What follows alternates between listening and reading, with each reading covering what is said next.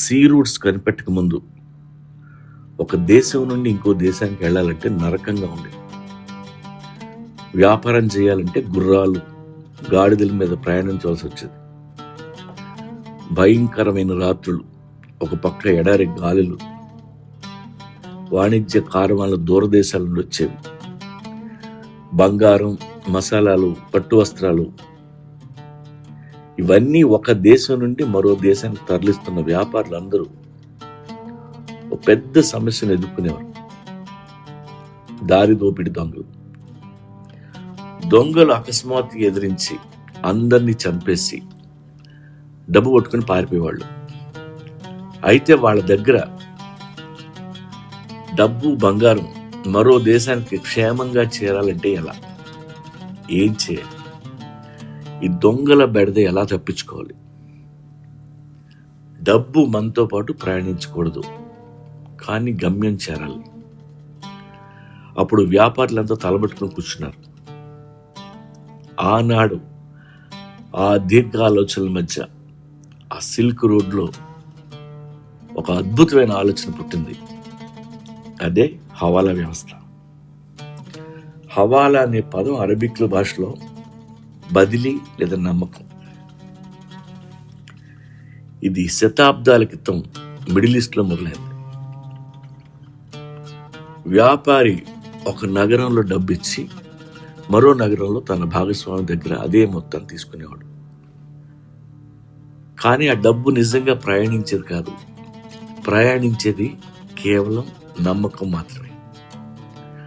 అనుకున్న దేశానికి డబ్బు వేగంగా వెళ్ళేది.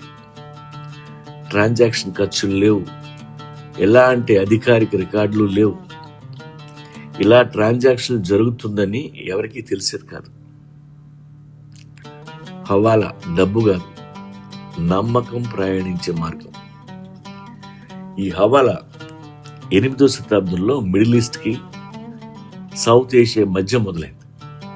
అప్పట్లో బ్యాంక్స్ ఉండేవి కావు, కేవలం నమ్మకం మీద జరిగేది. ఎన్నో దేశాలకి ఎలాంటి ట్యాక్స్ కట్టకుండా టూరిస్టులా తిరిగేవాళ్ళు. అప్పుడున్న రాజులకి, రాజ్యాలకి, దొంగలకి ఈ హవాలా గురించి తెలియడానికి చాలా సంవత్సరాలు పట్టింది. దాన్ని ఎలా మానిటర్ చేయాలో ఎవరికి అర్థమయ్యేది కాదు.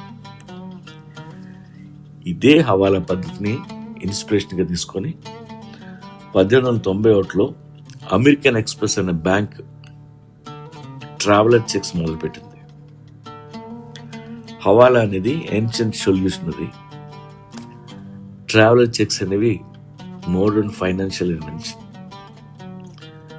India, Pakistan, Bangladesh, Afghanistan, Middle East, Oman, Yemen, United Kingdom, Canada ఇలా ఎన్నో దేశాలు ఇప్పటికీ ఈ హవాలా పద్ధతిని నమ్ముతాయి. ప్రతిరోజు ఎన్నో బిలియన్స్ ఆఫ్ డాలర్స్ కదలకుండా, ప్రయాణం చేయకుండా ఇక్కడి నుండి అక్కడికి క్షణాల్లో వెళ్ళిపోతున్నాయి. ఈ హవాలాతో మంచి చేయొచ్చు, చెడు కూడా చేయొచ్చు. ఈ దేశంలో డబ్బు కట్టి ఆ దేశంలో ప్రాపర్టీ కొనుక్కోవచ్చు. లేదు, ఆ దేశంలో డబ్బు కట్టి ఇంకో దేశంలో ఆయుధాలు కూడా తీసుకోవచ్చు. ఎన్నో ఏళ్ల క్రితం మొదలైన అయినా సరే ఇప్పటికీ